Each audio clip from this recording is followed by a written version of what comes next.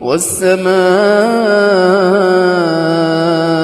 والطارق وما أدراك ما الطارق النجم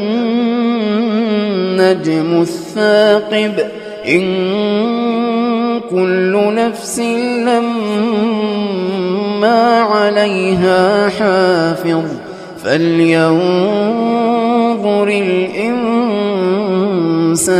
مما خلق من ماء